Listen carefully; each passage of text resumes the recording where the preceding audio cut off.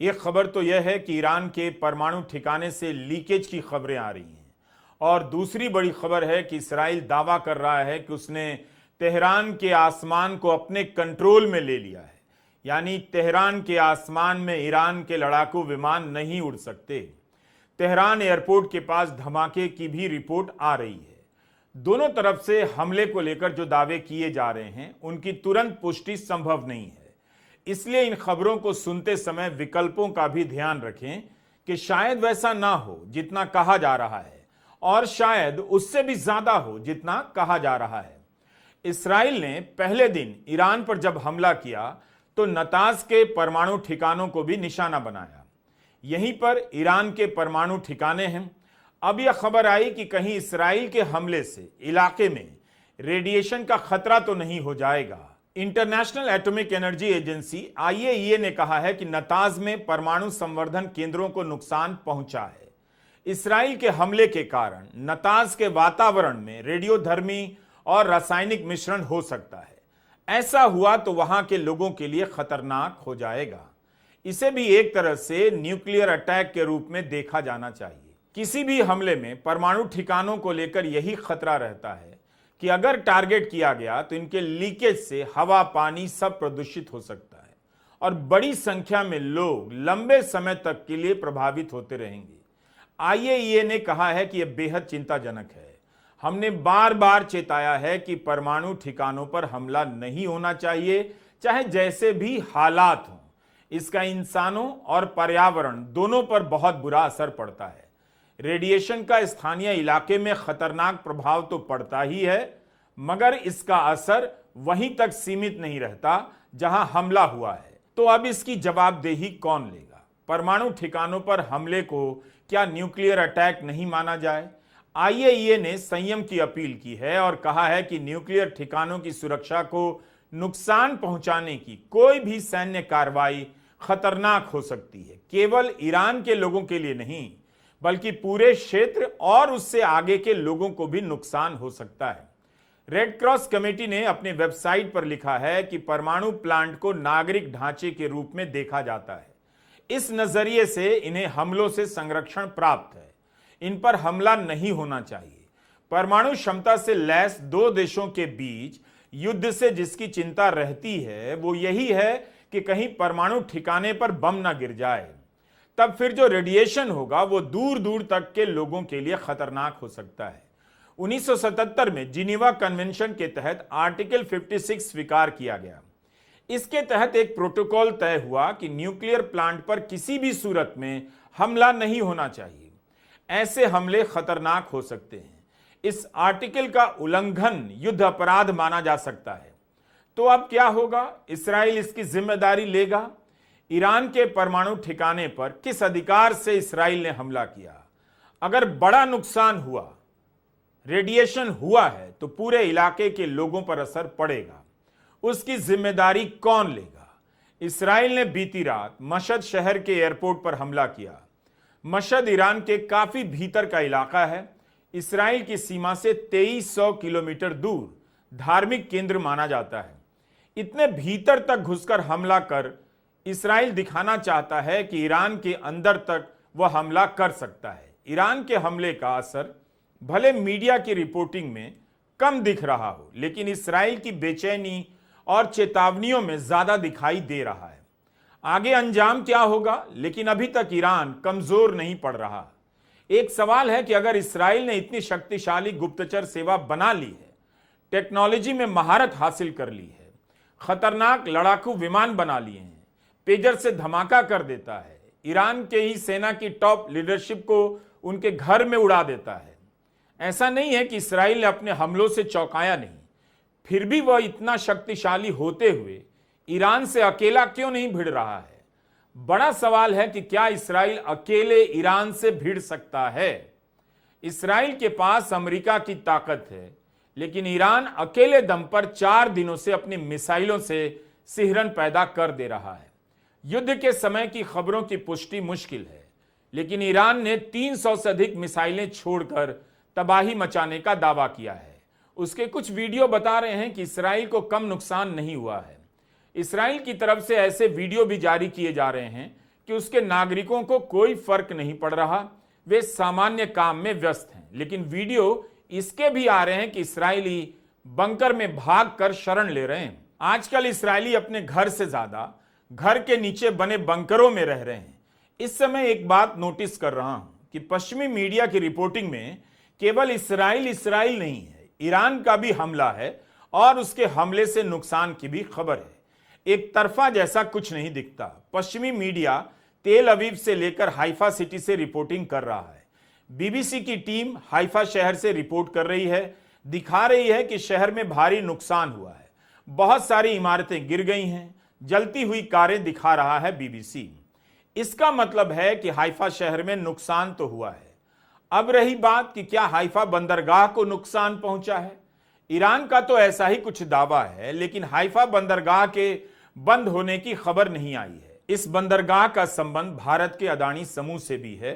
यहां अदानी समूह ने अरबों रुपए का निवेश किया है। इस समूह के सीईओ जोगेशिंदर सिंह ने कहा है कि हाइफा में कंपनी की कार्गो फैसिलिटी को नुकसान नहीं हुआ है। नुकसान की खबरें सही नहीं हैं। ईरान ने दावा किया है कि हनीफा शहर के सैनिक और ऊर्जा ठिकानों को टारगेट किया गया है। अदानी समूह का कहना है कि हाइफा बंदरगाह को नुकसान नहीं पहुंचा, बंदरगाह चल रहा है।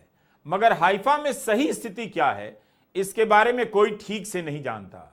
टाइम्स ऑफ इस्राइल ने रिपोर्ट किया है कि स्थानीय पुलिस हाइफा में हुए नुकसान की रिपोर्टिंग करने नहीं दे रही है। विदेशी पत्रकारों को रोका जा रहा है।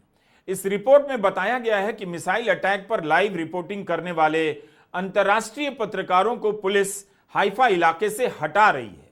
तटीय जिला पुलिस ने जाकर छानबीन की और स्थिति को अपने नियंत्रण में लिया है। इस्राएल के शहरों से पश्चिमी मीडिया की रिपोर्टिंग से कुछ सवाल उठ रहे हैं। पहला तो यही कि इस्राएल ने एक झटके में अपनी जमीन से CNN, BBC, फॉक्स न्यूज को रिपोर्टिंग करने की अनुमति कैसे दे दी। इसी इस्राएल ने इन्हीं इंटरनेशनल मीडिया को गजा से रिपोर्टिंग नहीं करने दी। गजा में 200 से अधिक स्थानीय पत्रकारों के मारे जाने की खबरें हैं।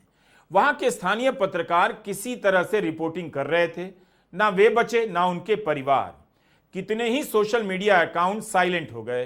वे लोग जो अपनी रिपोर्ट डाल रहे थे, उनकी लोकेशन पहचान कर उन्हें निशाना बनाया गया। किसी भी इंटरनेशनल मीडिया को गजा जाकर रिपोर्ट करने की अनुमति नहीं दी गई। अब इस्राएल क्यों अपनी जमीन से रिपोर्टिंग करवाना चाहता है? उसे कब जनमत की परवाह हो गई? गजा में 2 साल तक नरसंहार जारी है। अनगिनत लोग मारे गए, स्कूल, अस्पताल सब तबाह कर दिए गए, लेकिन गजा के लोगों की आवाज को दुनिया तक नहीं पहुंचने दी गई। ना इस्राएल को इस बात से फर्क पड़ा कि पत्रकारों को रोका जा रहा है। तो इस्राएल CNN, BBC, फॉक्स न्यूज की रिपोर्टिंग से किसे प्रभावित करना चाहता है, किसकी धारणा को बदलना चाहता है? आपको याद होगा जब इस्राएल ने गजा पर हमला किया अक्टूबर 2023 में, तब अल जजीरा वहां से धुआंधार रिपोर्टिंग कर रहा था। उससे परेशान होकर इस्राएल अल जजीरा से भी लड़ने लगा और अल जजीरा को बैन कर दिया गया। अभी भी बैन है। अल जजीरा को तेल अवीव और हाइफा से रिपोर्ट करने की अनुमति नहीं है। बाकायदा मई 2024 में इस्राएल की कैबिनेट ने वोट कर अल जजीरा को बैन किया था। 4 दिन ईरान ने इस्राएल पर 300 से अधिक मिसाइलें क्या दागी। वहां से सारे चैनल रिपोर्टिंग करने लग गए। इस्राएल कह रहा है कि ईरान उसके नागरिक ठिकानों पर हमला कर रहा है। तो लोग पूछ रहे हैं कि गजा में आप क्या कर रहे थे? क्या गजा के लोग गजा के नागरिक नहीं थे? स्कूल, अस्पताल से लेकर हर जगह आपने हमला किया, अनगिनत निर्दोष लोगों को मार दिया, बम से भी और भूख से भी।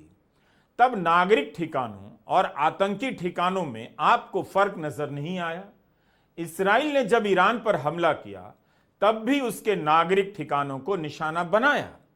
एक बात यह भी कही जा रही है कि इस्राएल ने जानबूझकर अपनी गुप्तचर एजेंसी मोसाद का मुख्यालय नागरिक इलाके में बनाया। वही इस्राएल जो हमास पर आरोप लगाता था कि वो नागरिकों को ह्यूमन शील्ड के रूप में इस्तेमाल कर रहा है। इसका मतलब यह हुआ कि जब गजा पर बम गिराना था तब कहा कि नागरिक ठिकानों को टारगेट कर रहे हैं क्योंकि वहां आतंकवादी छिपे हैं। लोग सोशल मीडिया पर पुरानी रिपोर्ट डालकर दिखा रहे हैं कि कैसे इस्राइल ने लोगों की आबादी में घुसकर अपने ठिकाने बनाए। यानी लोग दिखा रहे हैं कि आप हमास पर नागरिकों के पीछे छिपने का आरोप लगाते थे, लेकिन आपने भी वही काम किया। ईरान के रक्षा मंत्री का कहना है कि तेहरान के नागरिकों को भी भारी कीमत चुकानी होगी। तेहरान में कारों में बम धमाके हुए हैं।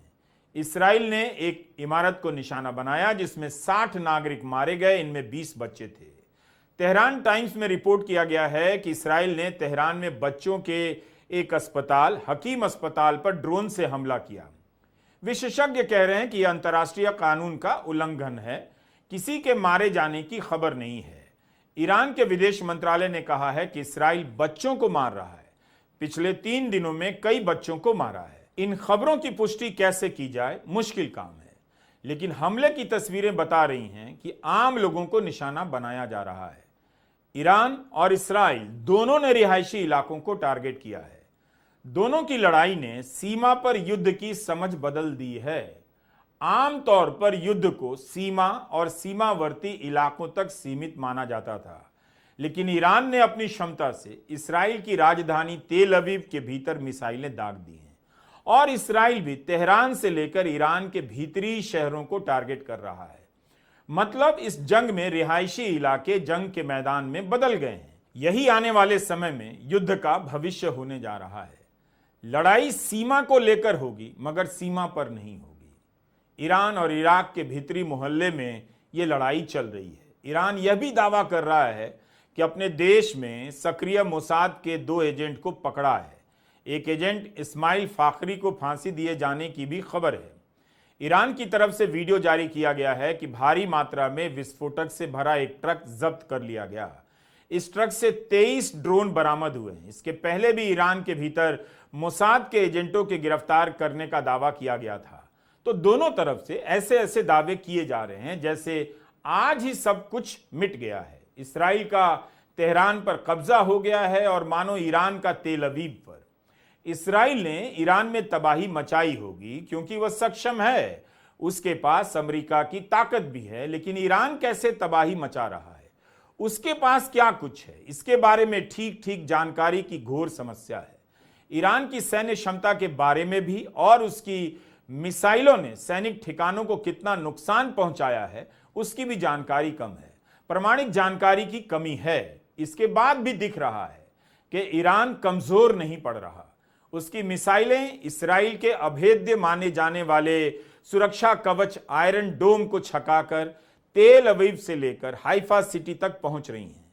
यह भी खबर है कि तेल अवीव में अमेरिकी दूतावास को भी ईरान के हमले से कुछ नुकसान पहुंचा है। ईरान ने 300 मिसाइलें दागी हैं। इस्राइल दावा करता है कि ईरान की बहुत सी मिसाइलों को नाकाम कर दिया, लेकिन इसके बाद भी आप देख रहे हैं कि ईरान की मिसाइलें इस्राइल के शहरों में पहुंच जा रही हैं। इस्राइल के रक्षा विभाग IDF ने कहा है कि इस्राइल की मिसाइलें नष्ट कर दी गई हैं। मिसाइलों के स्टोर को नष्ट किया गया है।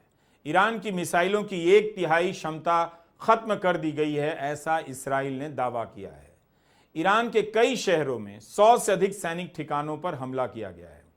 अब जो समस्या इस्राइल से रिपोर्टिंग को लेकर है, वही समस्या ईरान से भी रिपोर्टिंग को लेकर है।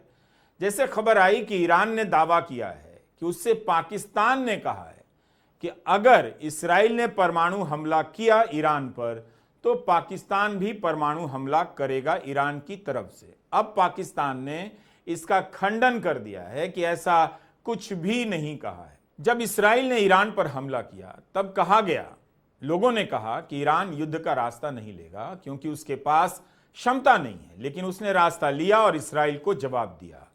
दोनों में से पहले कौन पीछे हटेगा? भारत और पाकिस्तान की तरह इस केस में नहीं होगा कि ट्रंप घोषणा करेंगे सीज फायर की सबसे पहले और फिर उसके काफी देर बाद दोनों देश घोषणा करेंगे। इस्राइल पीछे नहीं हटेगा। वो जिस तरह से ईरान में तबाही मचाने का दावा कर रहा है, अभी से ही खुद को विजेता की तरह देखने लगा है। लेकिन जब आप खबरों को ध्यान से पढ़ेंगे तो पता चलेगा कि कई साल से अकेला पड़ जाने के बाद भी ईरान अभी इतना कमजोर नहीं लग रहा कि एक हमले में फुटनोट्स में बदल जाए। ऐसा लगता है कि रात होते ही आसमान ईरान का हो जाता है और दिन होते ही प्रोपेगेंडा इसराइल का हो जाता है। नमस्कार, मैं रवीश कुमार।